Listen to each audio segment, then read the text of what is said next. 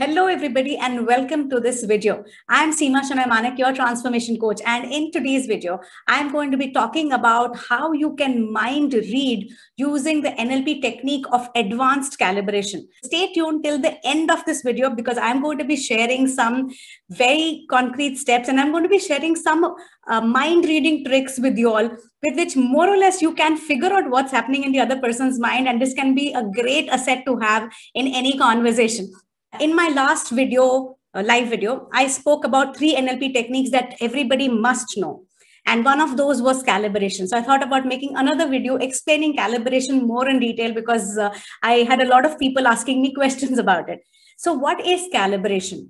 Calibration is that art of figuring out what's happening in another person's mind by observing them in a certain manner. Now, I'm not talking about normal observation because a lot of times our normal observations is more or less like jumping to conclusions. You look at something and you just jump to a conclusion that something's happening. That's not what we're talking about. We're talking about actually honing this extremely precious skill of really figuring out based on certain evidences what might be happening in another person's mind. And if this sounds exciting, please type in excited in the comment section so that I can give you all these strategies right away. Why is calibration important?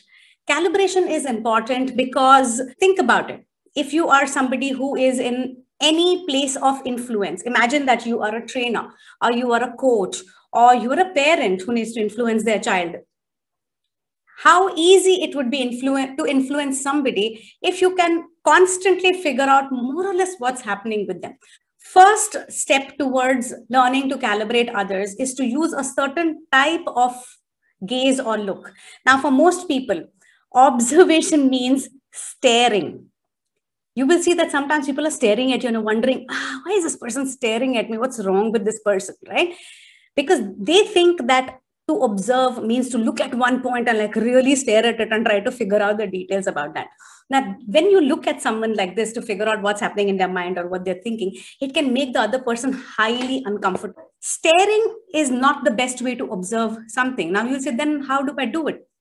There is a certain way of looking called as a soft gaze. When you learn NLP in a structured way in a workshop, we will actually train you to start using this gaze to be able to observe. It's a way of looking at something or somebody so that you kind of looking at everything at once. You're not staring at one point. It's not an intense stare, but a soft gaze at the entire person, at their skin tone, you're observing their posture, their skin tone, their shifts in breathing, you're observing their movements, you're observing their tone of voice, everything. And throughout, because you're using a soft gaze, the other person doesn't feel uncomfortable.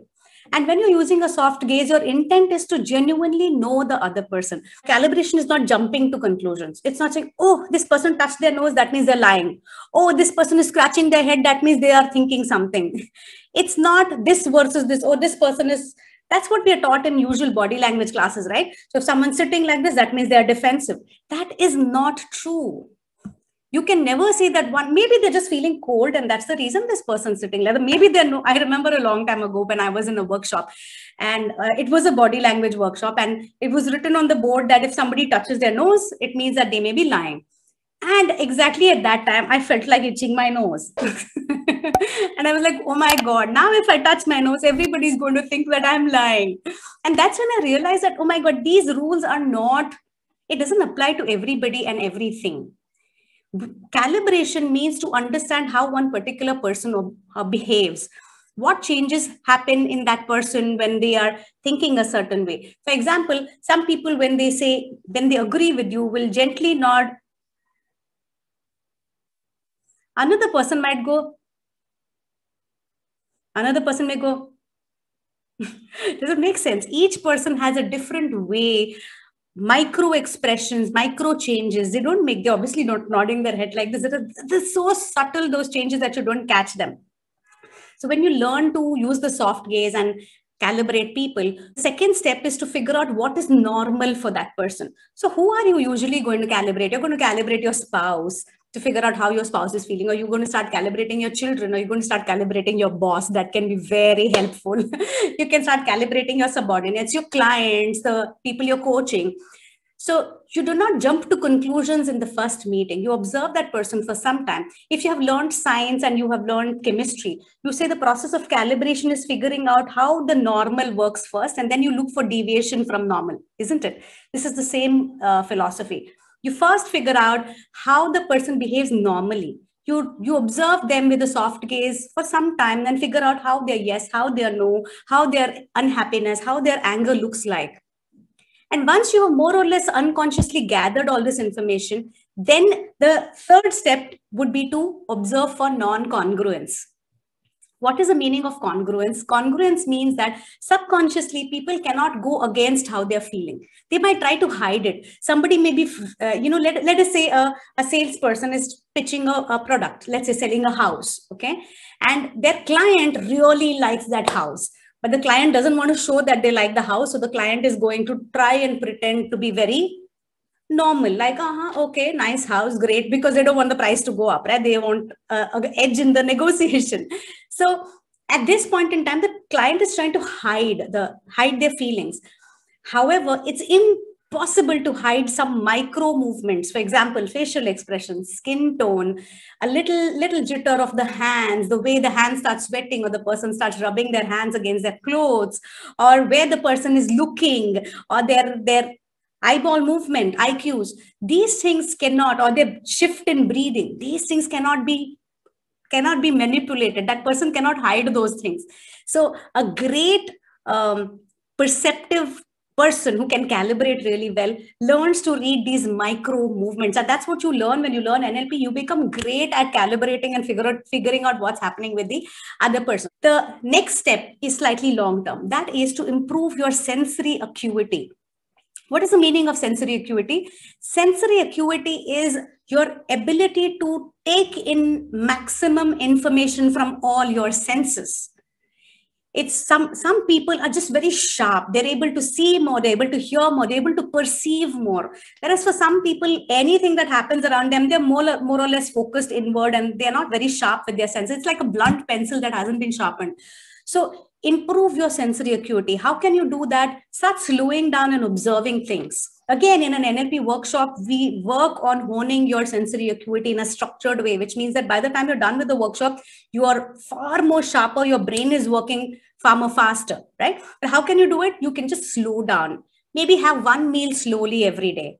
Just sit down, observe the food, the texture, the fragrance, look at your food, really enjoy it. Or when you're taking a shower, just get the feeling of the hot water on your body, fragrance of the aroma oils. I don't know, just have some experience every day, which allows you to see more, hear more, experience more. And I promised you all that I'm going to be sharing some mind reading tricks towards the end. So let me give you some strategies of how you can start gauging people right away. When somebody is interested in what you're saying, their head usually tends to tilt a little bit.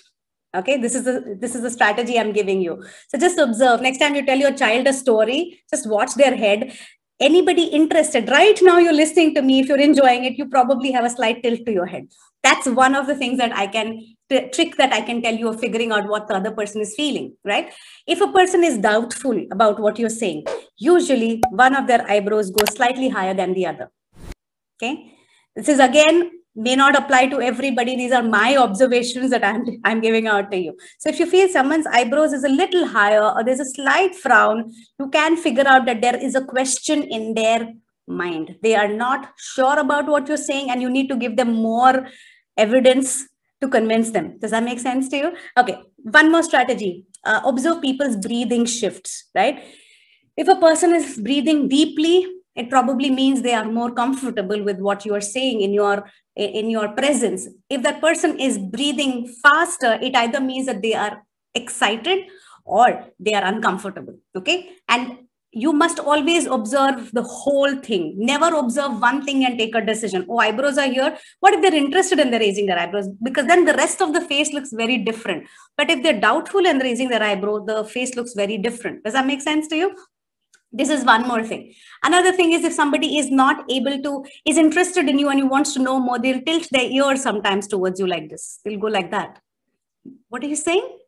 And then you know that they are more excited. Thank you very much, everybody. I'm sure you have thoroughly enjoyed this video, and I'm confident that you all are going to go back, use these, and give me feedback about it. We are doing an NLP Practitioner Certification Workshop. Please click on the link provided below. Go to our website, www.indianschoolofsuccess.com, and have a look at this workshop. This is a workshop with which you can not just hone these interpersonal skills, but you can completely reprogram your unconscious mind and learn that entire NLP toolkit as a whole, so that you can transform both your personal as well as your professional life. I thoroughly enjoyed this video. Go back and watch my previous video, which is 3 NLP techniques you must know. And if you haven't subscribed to my NLP Magic YouTube channel, do subscribe to NLP Magic. Consider subscribing, because all my videos are in a single place, and you can go and use these tutorials to become more powerful in your life. Thank you very much, everybody, for joining me today. I had a wonderful time. I'm sure you had too. I'll see you very soon in another video. Bye-bye, and have a wonderful time. Bye-bye.